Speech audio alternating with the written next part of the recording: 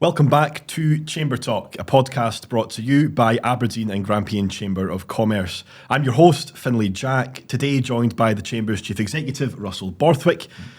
And we told you last time that we would be joined by the leader of Scottish Labour, Anna Sawar, but we've had to do some shuffling about, so perhaps appropriately we are joined by the leader of Scotland's second biggest party, Douglas Ross. Gents, thank you both for joining me. Douglas, it's probably fair to say you're quite a busy man. An MSP and a linesman. You are, of course, an MP for the time being. Why are you giving up that role this year? So I was made Scottish Conservative leader in August 2020, which was just about 8 months after I'd been re-elected MP for Moray in the December 2019 general election. So I made a commitment to continue with the mandate I've been given by the people of Moray to be their MP until the next general election. That is coming at some point this year. One person certainly knows when that is, but the Prime Minister's obviously keeping his cards close to his chest on that. So at some point when the general election's called, I'll be stepping down from my role as MP for Moray, but I have to say it's been one of the privileges of my lifetime to be elected as an MP, but particularly for my home area. You know, I've been born, brought up in Moray, lived there my entire life, started my working career on a dairy farm in Moray. Before that, went to local schools at Avis and Forest Academy, and now have my own family there. So, and we'll probably get into this. I always wanted to get into politics, but particularly, you know, representing my home area is very special for me. And I am so very fortunate to have the opportunity to do that because the Highlands and Islands region, which I currently represent, includes the vast majority of the Moray constituency. Just talking about this dual role that you've had for, I think, more than 6 years now, but certainly 3 to 4 years as the Scottish Conservative leader, your portfolio at both parliaments has changed a couple of times. Going forward, given the magnitude of these roles, you've got a lot of people to represent. Do you think that politicians should be doing both roles simultaneously? So obviously I'm the only one that currently does it, but when the Scottish Parliament was re-established in 1999, actually there was a large number of MPs who were then elected to Holyrood, SNP, Labour, and I think Liberal Democrat as well. So it wasn't unusual at that time for people to hold the dual mandates, and indeed that's why we've got legislation which allows that. Yes, it does mean you're very busy. It's a lot of travelling, but actually there are many areas where it's useful to be debating and hearing discussions in both parliaments. You know, this week at Westminster we were discussing the oil and gas licensing bill, which of course is reserved to Westminster, and I was able to speak on the green benches about it, but it often regularly comes up at Holyrood as well. And I think that shows there are opportunities to use your presence in both chambers to raise issues that are important for my Moray constituents, which are often very similar to people right across the Highlands and Islands. Do you actually think then, just flipping it perhaps, more politicians should consider, this dual role, given the fact that Parliament's cross over on a number of issues, like you just mentioned? Well, like I say, it has been done in the past. It's not easy. You know, sometimes you have to decide to be in one Parliament when there's something equally important in another Parliament. What has made it easier for me, certainly with Holyrood, is you can vote remotely. So we still have a very traditional system at Westminster, which I like because you're able to walk through a voting lobby with government ministers or the Prime Minister that you can catch their ear. They can't get away from you, so they've got to speak to you in the division lobby sometimes. But at Holyrood, I'm able to vote on my mobile phone, as all MSPs are, so it does allow that bit more flexibility. But at times there will be conflicts as well where you miss something in one Parliament that you'd like to be at because you've got to be somewhere else. So it's a balancing act. It's not easy, but there are also benefits to it as well. I think it's too easy for people to say you absolutely shouldn't do it. You know, it's bad to have a representative that's in both Parliaments. I think there are pros and cons, and I'll only be doing it for a few more months now. So just maybe picking up on that, Douglas, so having made the decision that the focus is going to be on Holyrood moving forward, what does that tell us about your own future personal ambitions in politics? What's next? What do you see going forward? Yeah, well, I thought it was really important when I became leader that I set it out clearly. You know, I knew it was going to be the first question of all the journalists, so are you going to resign from Westminster or what's going to happen? So that's why I wanted to give that commitment very early on. And it's strange, it just shows that sometimes it's short in people's memory, because I quite often get asked, well, what are you going to do at the next general election? And I thought, well, I did lay this out quite comprehensively now almost 3.5 years ago. But in terms of the future, obviously, you know, as leader of the party. I'll continue to do that from Holyrood with the MSP group, but you're leader of the entire party, the membership, so it'll be important to continue the work that we're doing with our councillors, with our membership, and with the MP group as well. And I hope we will have as big, if not a bigger, MP group going down to Westminster after the next general election, because we know we are here in the North East, in many parts of Scotland. The battle at the next general election is going to be between the Scottish Conservatives and the SNP in a lot of these seats. Either the seats we hold, the SNP are in second place and they're the title challengers, or in seats here in Aberdeen and Aberdeenshire, it's the SNP that hold the seat and the Scottish Conservatives are in second place and are the only ones that can beat the SNP at the next election. So there's a lot of focus on that in the coming weeks and months. You were elected, obviously, and about 8 months later, as you've said, you became the leader of the Scottish Conservative Party.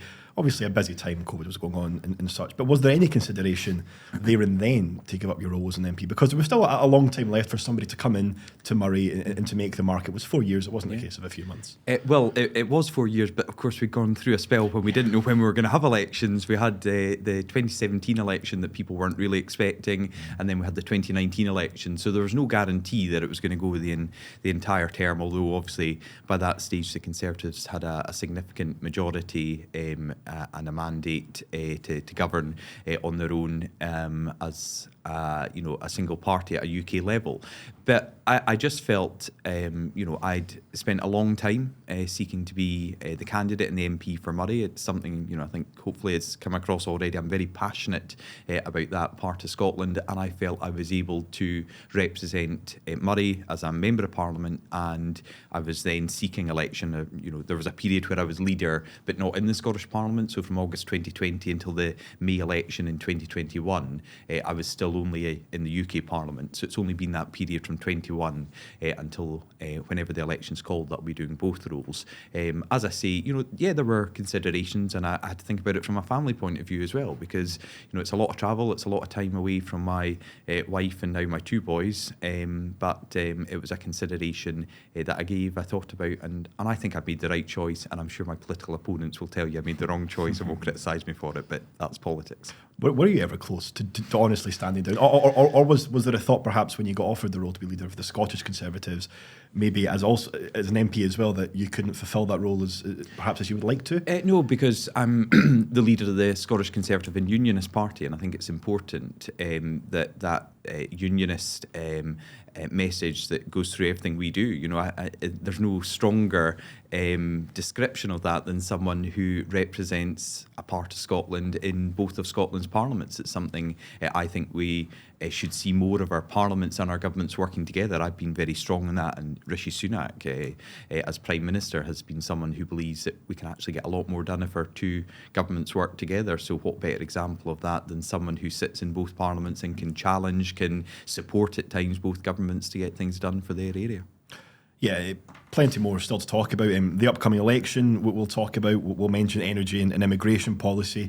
And I'm sure we'll spend a couple of minutes to find out which football teams you hate officiating. It'll take you more than a couple of minutes. But first, just talk to us about where your political journey started. What made you want to get into a thankless job sometimes of politics? Yeah, it wasn't my first choice. It wasn't what I thought about. Certainly in my early days at school, I said I went to Abbas Primary and Forest Academy. And at the time, all I was interested in was farming.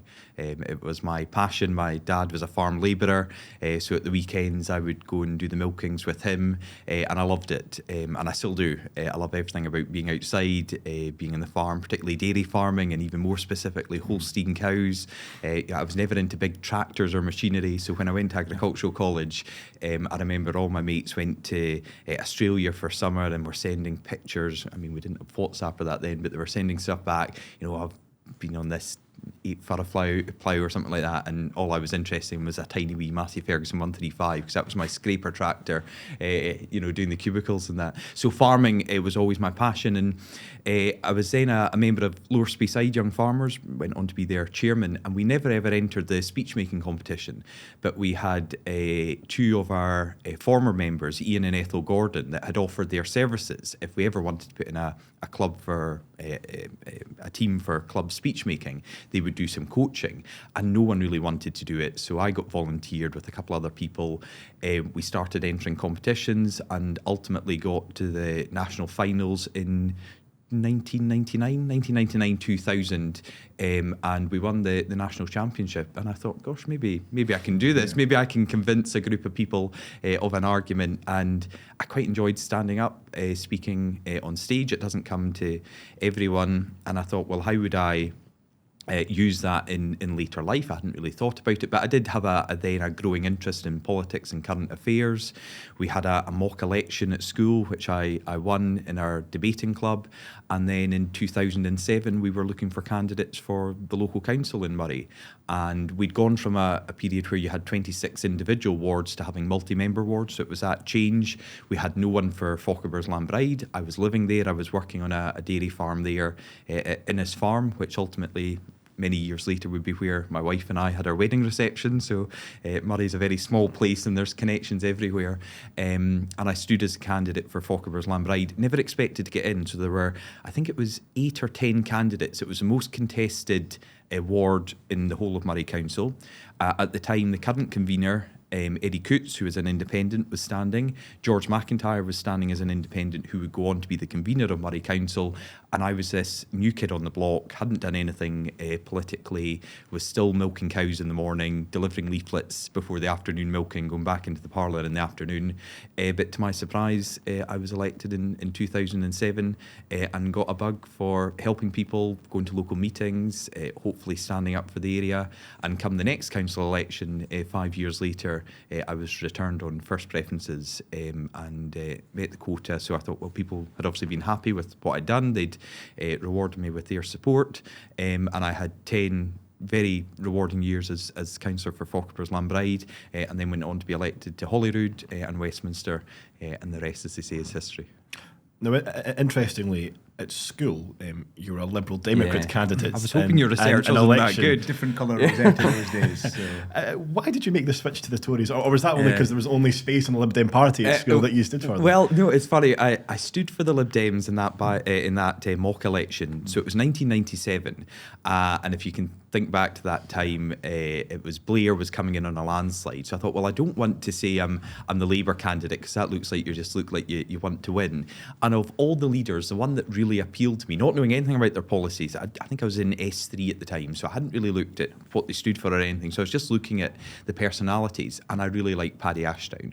I thought he just had a nice way about him. He had a very, authoritative presence in the House of Commons. I think his military background made him something that actually, when he stood up, you listened to what he was saying and particularly how he was saying it. So for no other reason than I quite liked Paddy Ashdown, I thought, well, I'll stand for the Lib Dems. And then I won this by-election. And I think my mum still got the school notice because she was the dinner lady at Forest Academy. So she got the school notice that said I won by 43 votes and my closest challenger was on 4 votes. So it was a stomping majority that I achieved. I thought, well, I must be a Lib Dem if I've been able to convince all these pupils to vote for me. So I stuck with the Lib Dems and I became a member, and then I looked a bit more closely at their policies, which I didn't really agree with. So I then was kind of out of party politics. I didn't support any party. I was at college. I was, focused on farming and other things. And then I thought, well, I've still got this interest for politics. So I would look at the various different parties and look to the Conservatives, and they were the ones that most matched my beliefs and what I think we can be doing to help people, to help themselves, to help communities, to help businesses, to help the economy. And I joined the party and have been elected in some way at some level since 2007 now. It obviously took a little while to get elected into Holyrood and Westminster, albeit in your defence you cut down a number of big majorities during various elections that you stood in. Looking back, is there anything, if VAR was in use in politics, is there anything you would go back and change about those 7 to 8 years you've had in either parliament? Oh yeah, lots. And we could fill a whole podcast with things I've said that, haven't come across right, have been misinterpreted deliberately or otherwise by other people. So you can have a lot of regrets, but ultimately in each Parliament, at Holyrood and at Westminster, in the time I've been a minister in government or right back to when I was a councillor, the main thing was trying to do your best for people. And there will be times that you get that wrong. But I think the kind of the less public profile of a representative's job is helping individual constituents. And the one thing that I'm satisfied with is that on every occasion, whether they came to me as their local councillor, as their MP or their MSP, I've tried my hardest to help people. It's obviously always been in that Moray or Highlands area. It's a part of Scotland that I think sometimes doesn't get the attention it deserves. I think we're sometimes forgotten about in the north of Scotland. So I've certainly tried my best with all these things. But no, if I had VAR, I'd be at the screen for quite a long time, probably looking at things that I could have, should have done better. Yeah. Obviously, 2017, when you were elected to Westminster, Theresa May was in charge, and it feels like a lifetime ago.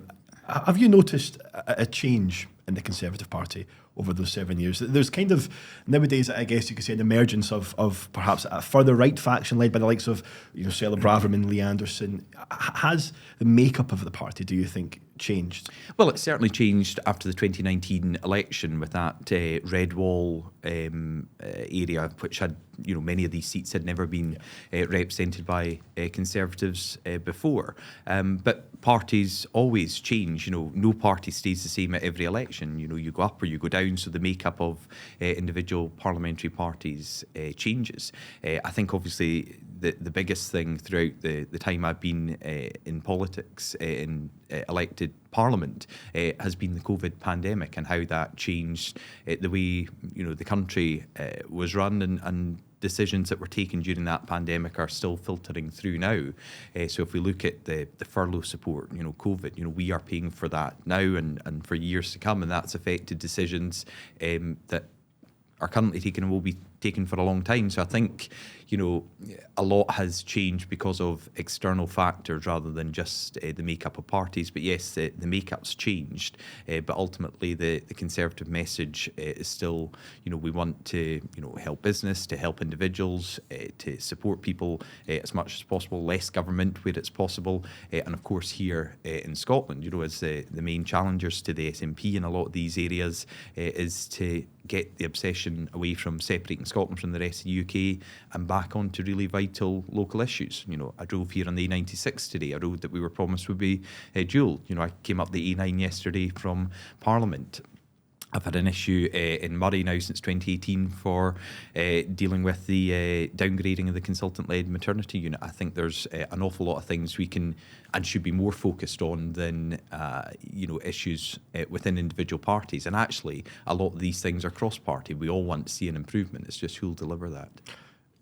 It's a big year for your party on the UK level, obviously, with the election. There's been a couple of key, I guess, flagship policies in many ways debated this year. We look at the Rwanda bill, for example. There was a number of some senior MPs rebelling against. I mentioned the likes of Cilla Braverman. I think we saw just last week or 2 weeks ago, Lee Anderson and Brendan Clark-Smith both standing as deputy chairman. We've had this oil and gas bill. We've seen a couple of people quit as MP as a result of that. Can you honestly sit here and say that it's a party united going into what is a huge election year? Well, yeah, absolutely united to continue in office, to return a Conservative government for a record fifth term, because I believe the Conservative Party and the Conservative government is more ambitious for the future of the United Kingdom than the Labour Party are. And I think a lot of the issues around Labour at the moment is what do they stand for? I sat through and contributed to the oil and gas debate that we had on the new legislation on Monday night, and I was particularly worried for this part of Scotland if Labour get in,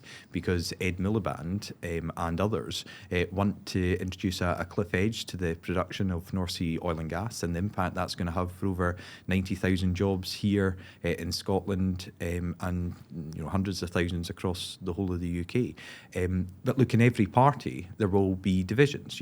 If you look in, and I think Keir Starmer's got the right approach on the current crisis between Israel and Gaza, But Anas Sarwar takes a different position from him in Scotland. He's perfectly entitled to do that. I've taken different positions from my party and my government in the past, and will do so again in the future. If you look at the SNP, there were very clear divisions in the SNP over the gender recognition reform bill. So it's not unusual for parties to have differences of opinion within that. But as I say, the Conservative Party are absolutely united at a UK level to keep Rishi Sunak in government as Prime Minister, to defeat Labour, but particularly here in Scotland to stop the SNP. They have said, page 1, line 1 of their manifesto is going to be about independence.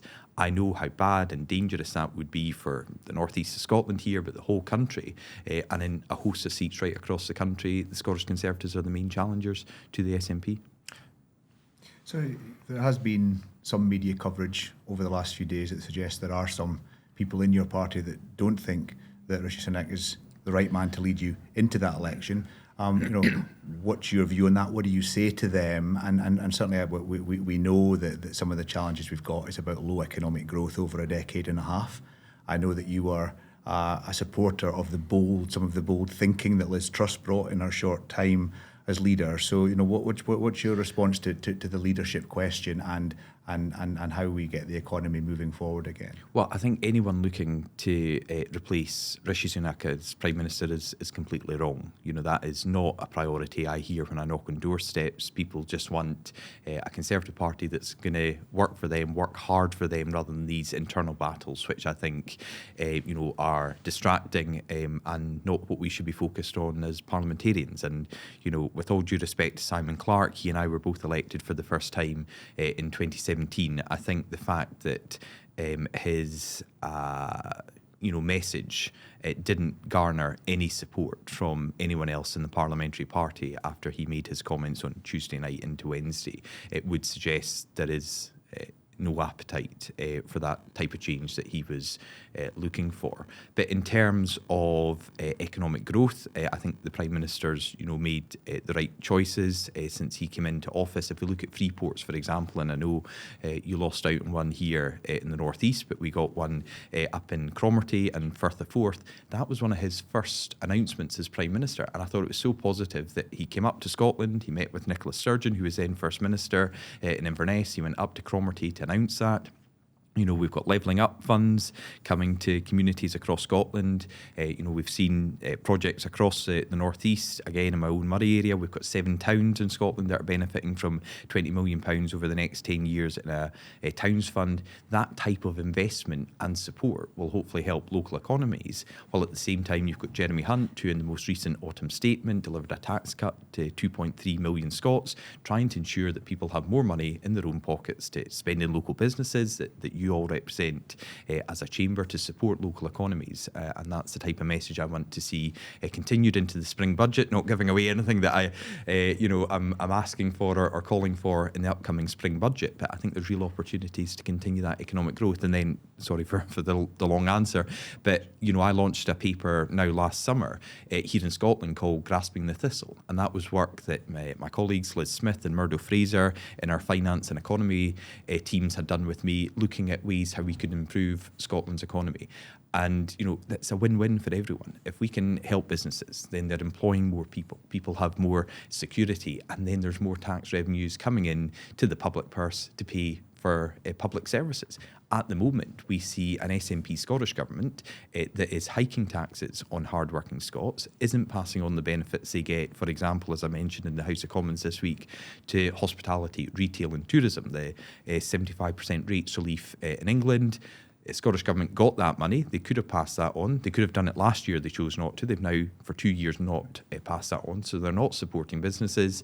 And we've got ministers in government representing the Green Party who don't even believe in economic growth. So I'm really worried about the direction of travel from the SNP and the Greens. And that's why I think launching that paper showed there is an alternative. There's a Scottish Conservative series of proposals that was, I think, very well received by the business community. So I think we should be looking more at what we can do with the levers here in a Scottish Parliament, very powerful, devolved administration that could actually help economic growth. And on that then, do you think there's any sense that because of some of the national issues and challenges that somehow the Scottish Conservatives around the agenda that you're talking around there are somehow disadvantaged with the linkages you have to the UK party?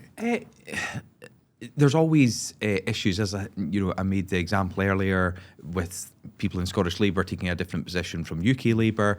Currently, we have a situation, it's less important on a national scale, but you've got Ian Blackford, as a former leader of the SNP, saying it would be good to have SNP members in the House of Lords, and Stephen Flynn, as the current SNP leader, saying absolutely you shouldn't have any SNP member in the House of Lords. So there'll always be, a healthy debate going on with respective groups and areas within individual parties. But I think as we've seen, there's opportunities for the Scottish Conservatives to put a really bold stamp on what we're doing here in Scotland. So next month I'm going to be launching a health paper, which follows on from the economy paper. We've got other papers coming up on education, on rural issues, on justice. And I think people are looking now. We've had a long time since the independence referendum where our politics has really been dominated by the constitutional question and nothing else. I really want it to be dominated by fresh ideas. Now, not everyone will agree with what I'm saying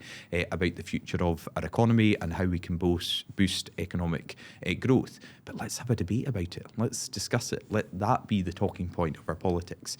As I say at the moment, that's going to be difficult, because we have two parties in government here in Scotland who I don't think are doing enough to support businesses, to support individuals, to grow the economy, and both of those parties are more interested in separating Scotland from the rest of the UK.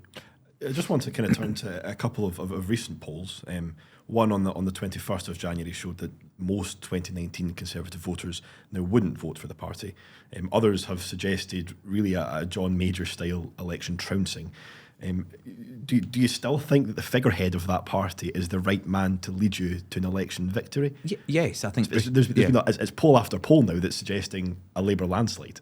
Yeah, but we've also heard, and I was on the Sunday show just this week with Anna Sawar, who said these polls will narrow. So even people in Labour are suggesting these polls will narrow. I thought you were going to be totally up to date and tell me the result of the Bridge of Allen by-election last night, which the Conservatives won with an increase in our vote share of 8.3% of the vote. The SNP vote was down 2.5%.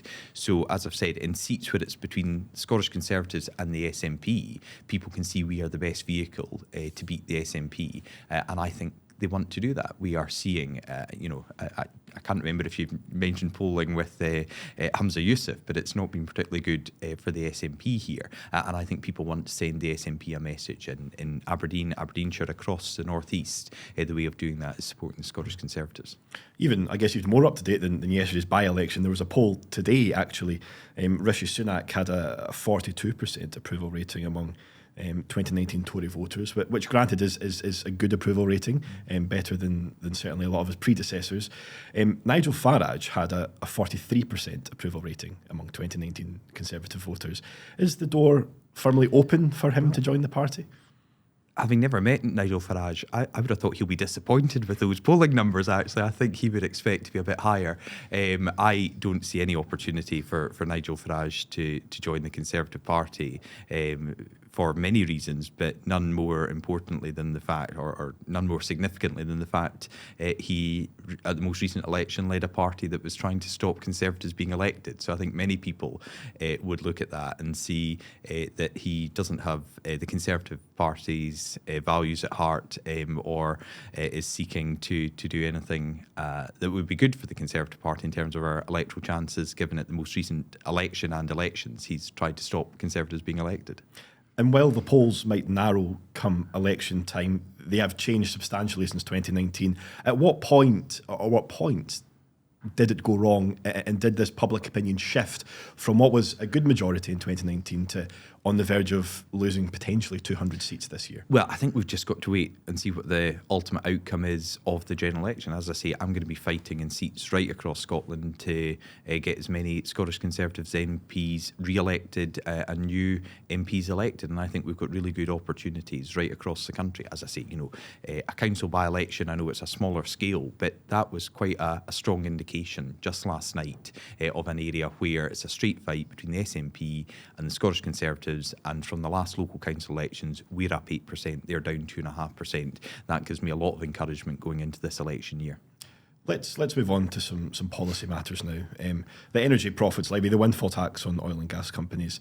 Now, as we know, these companies are no longer making these windfall profits as they were when the tax was first implemented. They're still being taxed enormously. Harbour Energy, less than a year ago, cut 350 jobs.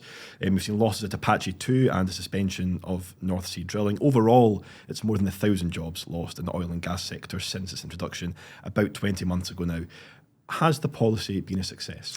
Well, remember at the time, a number of the bigger companies were saying they would accept the policy, and that made it very difficult for people looking to oppose it for a variety of reasons, which you've articulated in some of the challenges that have been expressed. I remember some of these companies coming out saying, we could accept this, and that made it extremely difficult to then challenge the narrative that there was out there. I think what's important now is the support that we've seen from the Chancellor, from the Prime Minister, from Claire Coutinho as the Secretary of State. And I think a lot of what we're looking at in the industry and the sector is about the future and going forward. And the bill that I was very pleased to support on Monday evening and speak in support of provides that reassurance going forward about future licensing, about future drilling. And Offshore Energies UK, we're seeing this week about how important it is to give that guarantee, that stability going forward.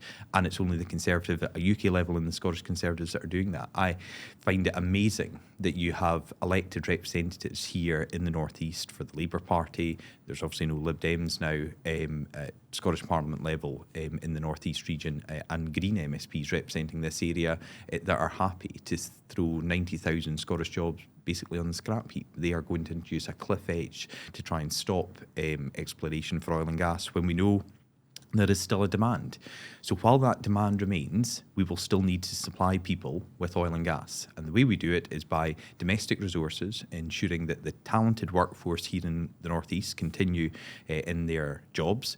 And it is also better for the environment because we know the carbon footprint of imported oil and gas is more expensive. We don't get the benefits from the workforce being based here, and it's got a higher carbon footprint. And it's also supporting, in many cases, administrations and dictatorships that we shouldn't be seeking to support in any way. So I want to do everything I can and we can to stand up for this industry, and it's the Scottish Conservatives that are doing that, and no other party is willing to do it. And so again, I get cut off in Parliament for speaking too long, so I'm using the bit more time here. The last thing I was going to say is we're all in favour of a just transition. But as I made the case in the House of Commons this week, the men and women that will help us get to that just transition are currently employed in the oil and gas sector here in the North East and here in Scotland. If we shut that market off, if we shut down these fields, turn off the taps now, they will go elsewhere. We will lose that talent to elsewhere in the world, and they won't help us get to the green renewable future that we want for Scotland. And there are signs of that happening already. So absolutely, very positive news around that approach. But it doesn't change the overall narrative that the companies that employ those people, the investors that back the companies that employ those people, are looking at the North Sea with some doubt right now. Yeah. And the annual licenses are great, but if there's not investment return from that investment in that basin, and we're hearing members saying to us that the West African basin is less of a basket case, quote, than the North Sea right now. So the EPL remains a barrier to that. So on one hand, we can put as many for sale signs up in the North Sea as we like through licensing, but no one's necessarily going to buy that property if they can't make money out of it. So we have seen some changes to EPL. We saw a price floor introduced, although frankly meaningless because there was very little chance that either of those measures were going to be triggered before the sunset. We've now seen an inflation adjustment introduced from this year, but again with an expectation that 2028 remains the time when the windfall tax will continue until. So that's 4 or 5 years during which we could see the investment we need, not just in energy security, but also in that energy transition, taking that leadership position for the UK, for Scotland, for the northeast of Scotland, we will miss opportunity if investors are saying that's not a place we want to put our capital. Yeah. How do we deal with that? So, so you've outlined some of the changes, and there can and will, I'm sure, always be more opportunities to do that. And the way they do that is people within the party of government making these representations, and you won't get better champions for the North East industry than Andrew Bowie and David Duckett, who are in number 11 in the halls of government day in, day out, championing this area's cause. And they will continue, as I will, to stand up for this region and this sector, which is so important. You've got Harriet Cross, who's standing for us. You've got Jill Van Teberen and John Wheeler, who would all be outstanding voices for the area, knocking down the door of UK Conservative government ministers seeking to see what more we can do. And we've seen some progress. It may be limited. We want more, and we'll continue to do that going forward. But if you elect a Labour MP, an SNP MP, Green MP, Liberal Democrat, they're all saying they don't see a future in North Sea oil and gas. They do want to see this industry declining, and I don't think we're at that stage yet. I think there is still a bright future for the industry here in the North East of Scotland, the people employed there, and they can also help us to a bright future with green energy and renewables as well. Would you like to see a slight rollback at all on EPL? Well, I've spoken to the Chancellor about this, and we had a discussion around the floor as well. And I think it was Gareth Davis's first day in office when he announced some of the changes as well. So I have constant discussions about this. I understand the motivations for introducing it. I understand the problems that are still being experienced. And I think it's important that we continue to do whatever we can within the tight fiscal framework that the Chancellor has to deal with, and competing pressures from elsewhere to see what more we can do to support the industry. And it's an absolute assurance that it has been discussed with the Chancellor in the past. Again, as I say, Andrew and David are always raising these issues. I've got another meeting coming up with the Chancellor ahead of the spring budget, and it's on the agenda for that as well.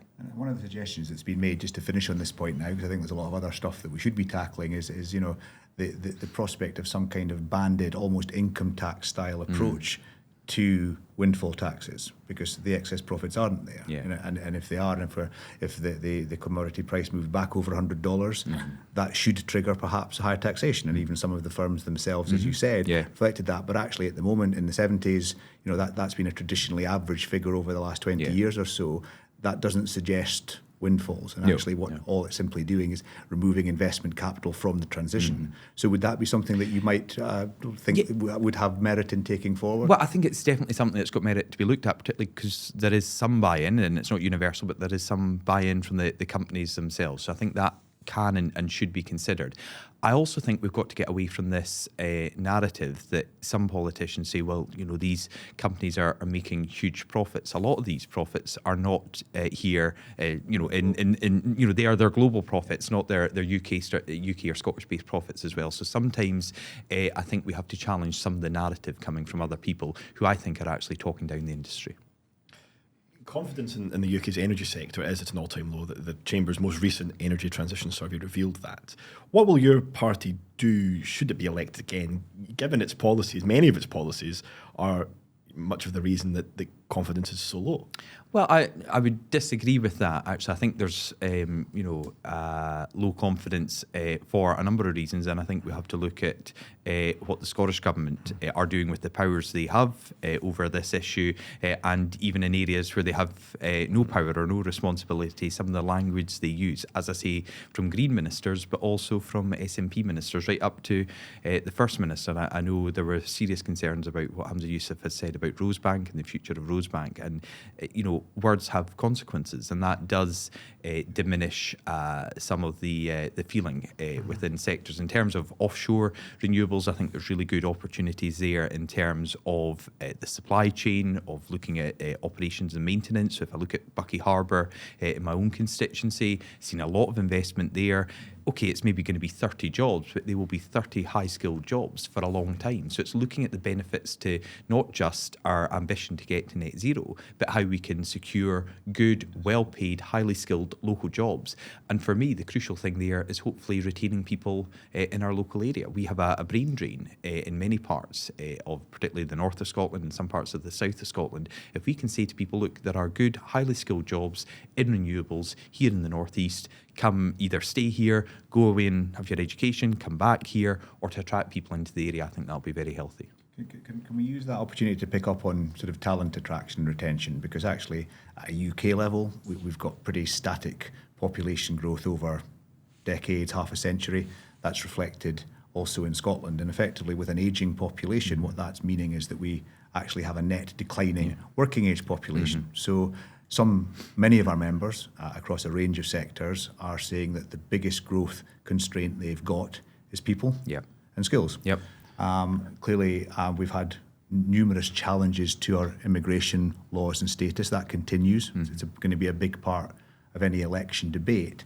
But what's your view on perhaps a more nuanced, either regional or perhaps sector-based immigration policy, which actually enables the businesses that are trying to power our economic growth to access the people they need if they aren't necessarily here in the UK already?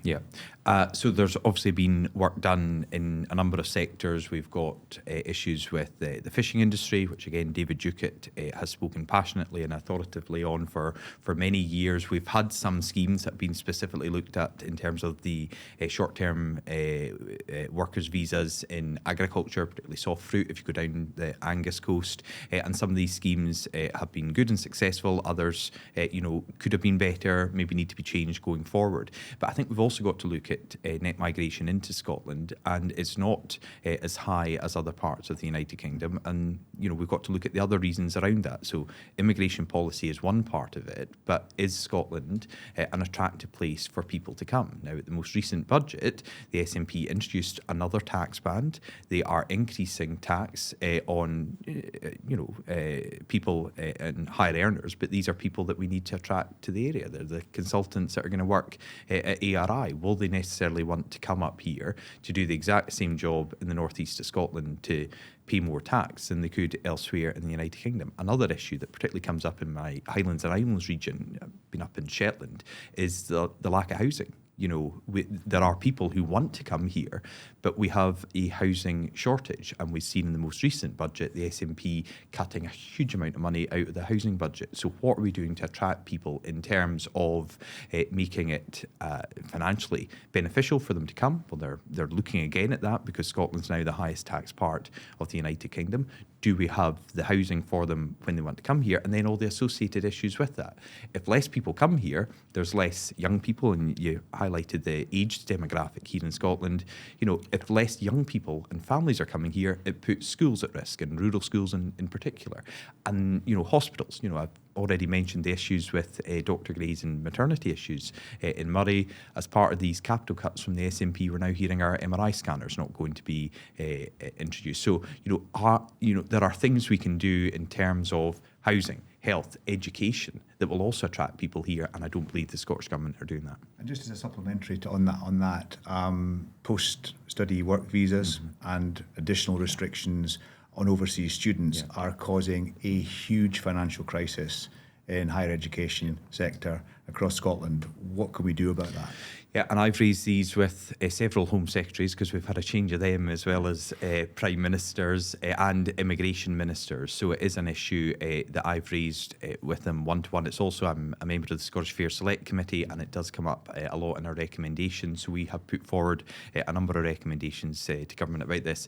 And I don't believe that Scotland needs a wholly independent immigration system, because I think there are issues that affect the north of Scotland that are also similar to the south of England. I think we've got to look at what's happening elsewhere, but we do have to look at unique circumstances here in, for example, the northeast, particularly in hospitality and tourism. So areas of Scotland that are more affected by that, such as the Highlands and Islands south of Scotland. I think we should look at how current policy is implemented, but impacting these parts of Scotland, and look at what we can do at a UK level to address that. That's good to hear.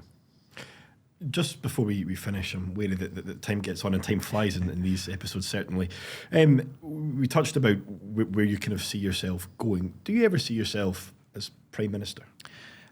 Well, not if I'm standing down from the House of Commons. That's probably... perhaps in the future. You've got a long way to go in your career yet. Well, I'd have to get back in there again. So, I certainly think the current Prime Minister is doing a very good job. I want to do everything I can to keep him in office and have more Scottish Conservative colleagues behind him. But look, if you'd asked me at school, did I ever think I'd be an MP for my home area? I'd have said absolutely not, because you couldn't do that from the milking parlour. So, life changes. I'd also say, I did it for about 6 months, but being a government minister was a huge privilege as well. I never thought this son of a farm labourer and a school dinner lady could, first of all, go on to represent his home area in Parliament and then be asked by the Prime Minister to serve in government, to have his own red box, to speak at the dispatch box in the House of Commons, where Winston Churchill and so many other famous politicians had delivered so many, incredibly important speeches. So I'm personally quite proud of what I've been able to achieve in my time in politics, but immensely grateful to the people of Moray and Highlands and Islands for giving me all the opportunities I've had. So if you were him today, when would you call the election? Yeah. And I think, based on what I heard you saying earlier, almost suggesting that Labour are pursuing a better than the other lot approach to their campaign, what one thing would you challenge as Prime Minister today Sir Keir Starmer on, if you were on a television debate with him? Yeah. So when and what would you say to him? Right. So when I think probably November. I think there are things that the Chancellor and the Prime Minister can do in the spring budget that can help individuals, businesses invest in communities, and people need to see that money, being spent in their area and hopefully benefits from that. I think we get through a summer where people can see the government working on their behalf, dealing with the issues that the Prime Minister has articulated as being important going forward. We then have a conference season, which probably no one watches, but it will be a bit more interesting. People looking at the various different parties and what they're outlining at conference, and then you go into an election.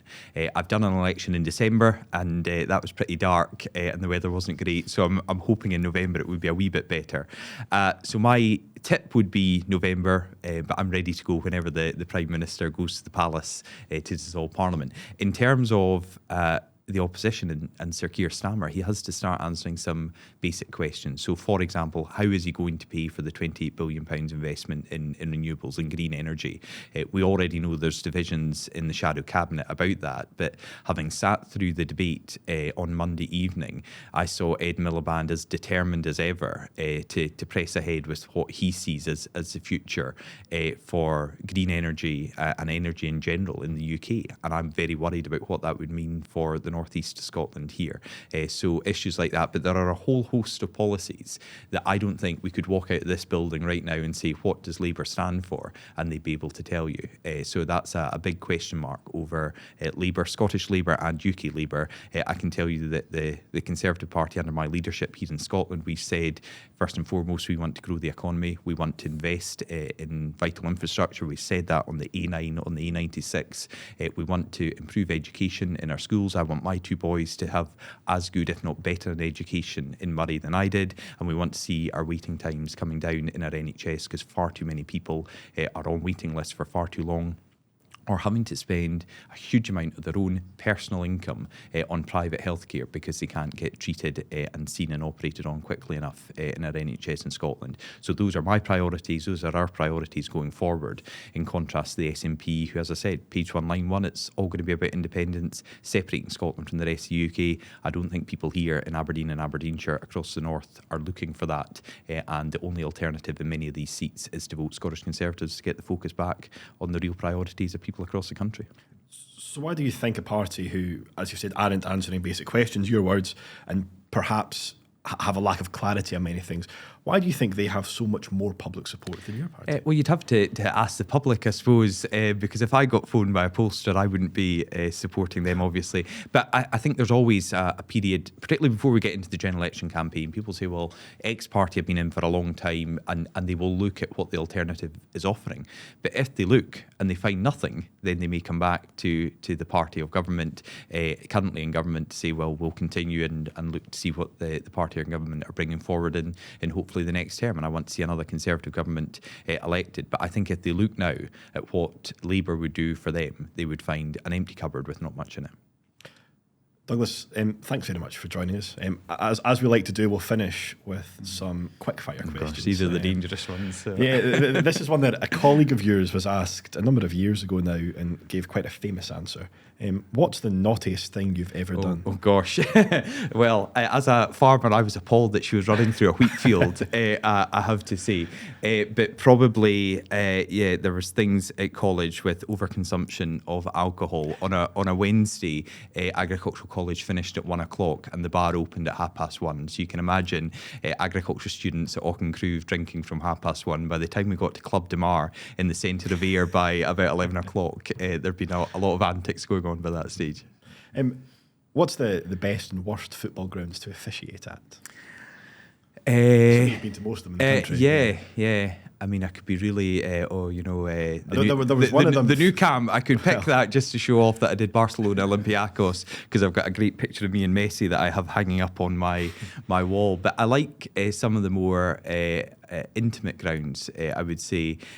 So I was brought up in Forest, so my first ever Highland League line when I was made a Highland League linesman was at Mossop Park in Forest, so I always like going back to Mossop Park. My first ever Highland League game as a referee was at Wick Academy, so I went up to Wick, and if you've ever been there, or if you look at it, it's got a huge slope, and I remember running up this hill in about the 88th minute thinking that slope is getting steeper and steeper every time I run up it. I know this is quick fire, so I won't say much more, but I do like Mossop Park, home of Forest Mechanics, and I recently got appointed there to a game. They were short of Highland League assistants, and my son came along, my oldest son, and he couldn't understand that shouting as a 4-year-old from the stand about daddy, turn round. I didn't turn round and look at him when I was concentrating on the game in front of me. So I've got to tell the boys that I'm very committed to them, but for 90 minutes, if they come along to a football match, I can't quite get engaged with waving to them in the stand.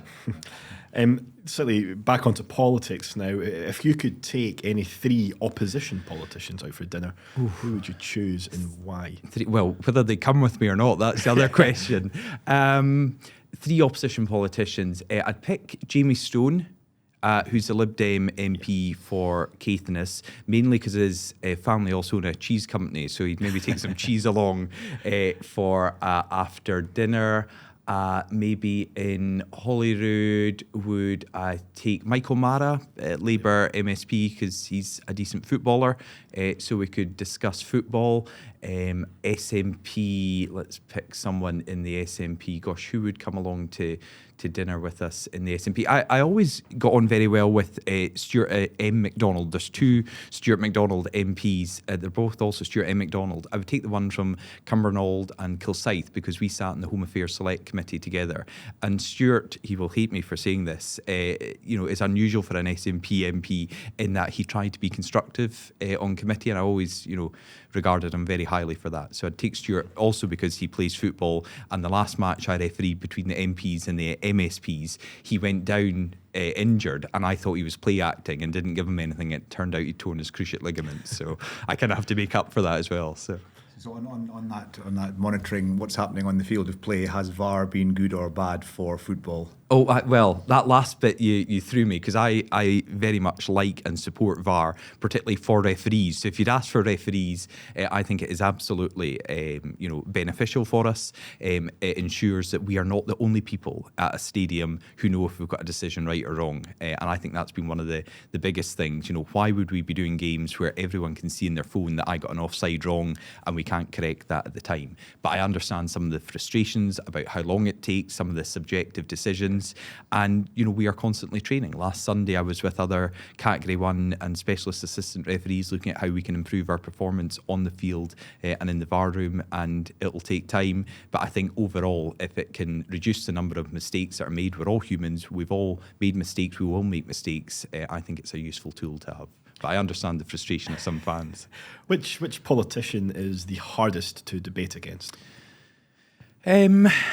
I mean, for all our many differences, and we had no kind of personal rapport or anything, you can't take away that Nicola Sturgeon was a very accomplished debater and First Minister, and I went up against her several times at First Minister's questions and in debates ahead of the 21 election, and she was and still is a very accomplished debater. I disagree with her fundamentally over many issues, none more so than the future of Scotland's place in the United Kingdom, but I'm not going to be churlish and say she wasn't a very good debater. Last couple of questions. Now, which opposition politician do you admire the most? Which opposition I admire most? God, I could have prepped for this a bit better than trying to think off the hoof.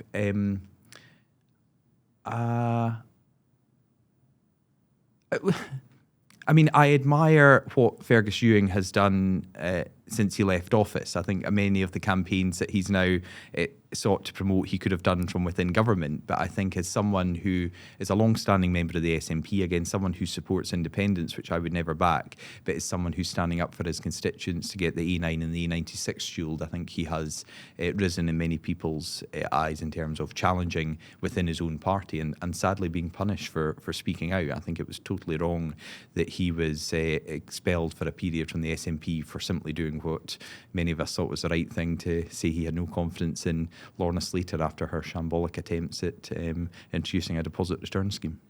And just finally, if you were Prime Minister for a day, without any repercussions, what would you do?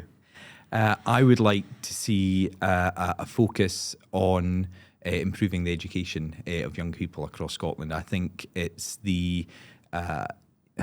it's something Scotland once was famed for around the world, and I think our education has dropped to levels that I don't think our teachers are happy with. I think they feel constrained, and I think if we can prioritise a good education, one I was blessed to have, as I say, in Murray many, many years ago, then that helps not just the young people, but the future opportunities for our country going forward. Douglas, thanks ever so much for joining us on episode 2 of Chamber Talk. Thanks also to the Chief Executive of Aberdeen and Grampian Chamber of Commerce, Russell Borthwick. I've been your host, Finlay Jack, and I'll see you next time.